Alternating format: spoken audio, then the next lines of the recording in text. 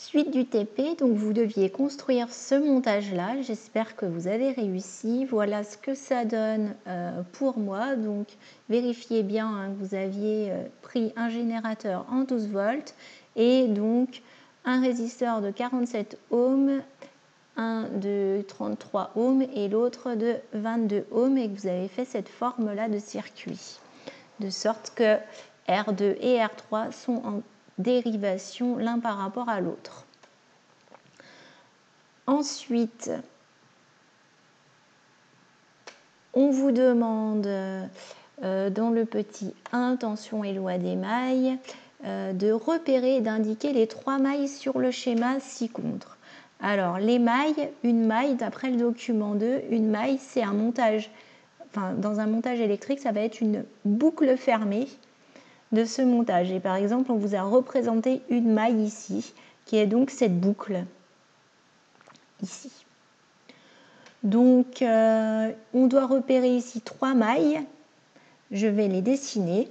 La maille A, ça peut être par exemple, alors peu importe hein, laquelle vous avez appelée maille A, laquelle vous avez appelée B et laquelle vous avez appelée C. L'essentiel, c'est d'en avoir repéré 3. Je vais les faire de 3 couleurs différentes. Et d'abord, par exemple, la première que je vois, c'est celle-ci. Donc, voilà la première maille. Ensuite, maille B, on peut considérer qu'on a ici une maille B.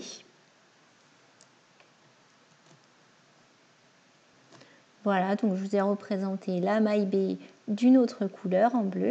Et puis enfin, une dernière maille, la maille C, qui va être tout ça. Voilà nos 3 mailles. Ensuite, sur le schéma ci-contre, indiquez où placer les voltmètres pour mesurer les tensions UAB, UAF, UFC, etc. et précisez où vous trouvez les bornes V et COM. Alors pour ça, il fallait utiliser le document 1 qui vous rappelle qu'une tension, ça se mesure toujours en volts, donc avec un voltmètre, et que le voltmètre se branche toujours en dérivation, c'est-à-dire qu'on vient rajouter des fils par-dessus l'endroit où on souhaite mesurer la tension. Et donc, on vous dit que la borne V va se placer du côté de la pointe de la flèche représentant la tension. Donc, par exemple, quand on mesure UAB, la tension UAB, on fait une flèche comme ceci qui pointe vers la lettre A, qui est la première là dans UAB. Et donc, on va brancher la borne V du côté du A et la borne COM de l'autre côté. Donc, c'est ce qu'on va faire ici. Donc pour UAB, on va représenter un voltmètre ici. Donc voilà pour le voltmètre, pour mesurer la tension UAB, hein, on place notre voltmètre en dérivation et puis avec la borne V du côté du A et la borne COM du côté du B. Hein. La borne V doit toujours être du côté de la première lettre. Ensuite, on nous demande de dessiner un voltmètre pour mesurer UAF. Donc voilà, je vous ai représenté le voltmètre avec le voltmètre en dérivation sur la résistance R1 avec la borne V du côté du A, puisque c'est UAF qu'on mesure. Ensuite, UFC. Donc pour UFC, on place le voltmètre ici avec la borne V sur le F et la borne COM sur le C. Ensuite, on a UED avec donc le voltmètre en dérivation sur la résistance R3 et la borne V du côté du E. On passe ensuite à UCB. Et voilà, c'est fait. Donc le voltmètre en dérivation au niveau de C et de B avec la borne V du côté du C. Et puis donc passons aux mesures de ces tensions avec l'animation.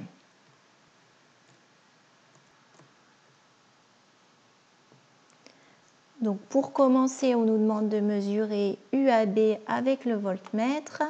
Donc on vient placer une autre voltmètre avec la borne V qui est en fait la borne rouge ici et la borne comme ici. Donc on trouve 12 volts, c'est normal puisqu'on avait réglé pour que notre générateur soit un générateur de 12 volts. Alors remarquez que si vous avez fait l'inverse, vous obtenez simplement un moins si vous avez fait l'inverse ici. Donc c'est pas très grave. Donc 12 volts pour UAB, ensuite UAF. Donc il faut que je place la borne V sur le A et la borne COM sur le F qui se situe ici. Et je suis à 9,37 volts. Ensuite, UFC. Alors UFC, c'était avec la borne V sur le F et la borne COM sur le C. Je suis à 2,63 volts. Ensuite, on mesure UED. UED, le E est ici, le D est ici. Je suis à 2,63 volts également. Ensuite, UCB. UCB, alors le C est ici et le B ici. Je suis à 0 volts. Je vais reporter ces valeurs dans la fiche. Donc ici, hop. Donc voilà pour les mesures qui ont été effectuées. Que remarque-t-on pour UCB? Alors UCB, on remarque qu'on a 0 volts. La tension aux bornes d'un fil est toujours nulle. Ensuite, on nous demande de calculer UAF plus UFC plus UCB. Donc si on reprend les valeurs, UAF c'était 9,37, plus UFC c'était 2,63, plus UCB c'était 0 volts. Voilà, et puis on nous demande après d'additionner les trois, on trouve 12 volts, et puis de comparer ce résultat avec UAB.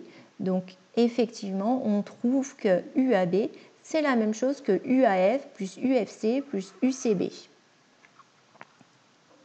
Alors ça doit vous faire penser à une loi mathématique que vous avez vue pour les vecteurs, qui est la relation de Chasles, puisque UAB, ça va être égal à UAF plus UFC plus UCB. Donc en fait, quand on additionne les trois, là on était parti de A pour aller à B, et on repart de A pour aller à B, comme dans la relation de Chasles. Et donc, voilà, ça va être ça la loi des mailles. Alors, la maille A, celle que j'ai faite en rouge ici, et donc ça correspond à ce qu'on vient de dire, que UAB, ça va être égal à UAF plus UFC plus UCB. J'aurais pu le faire dans l'autre sens par rapport aux flèches qui sont là.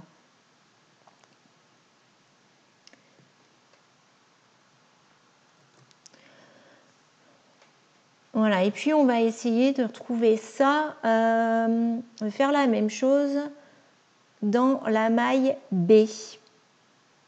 Dans la maille B, on peut écrire que U, par exemple, UFC est égal à, alors si je fais FC, je peux faire UFE plus UED plus UDC. Vérifions que ça fonctionne avec les mesures.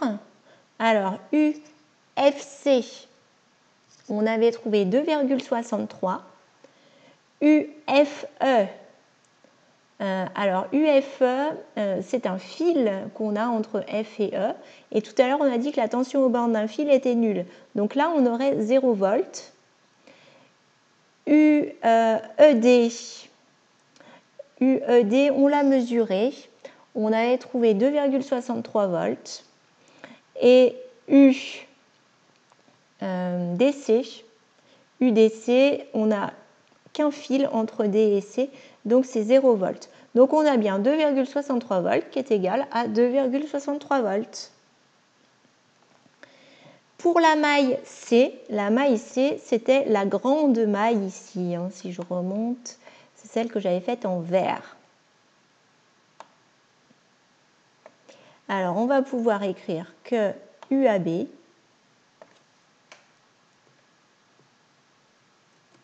donc UAB qui est ici sera égal à, alors pour aller de A vers B, on peut partir de A et puis faire tout le tour pour revenir à B. Donc UAB, on va pouvoir dire que c'est UAF plus UFE plus UED plus UDC plus UCB. Voilà, et je suis revenue à B. Donc je vais noter ça. Donc voilà, j'espère que vous avez compris qu'on fait une sorte de relation de Chasles, mais pas avec des vecteurs, avec des tensions. Et donc voilà, UAB, c'est UAF plus FE plus ED plus DC plus CB.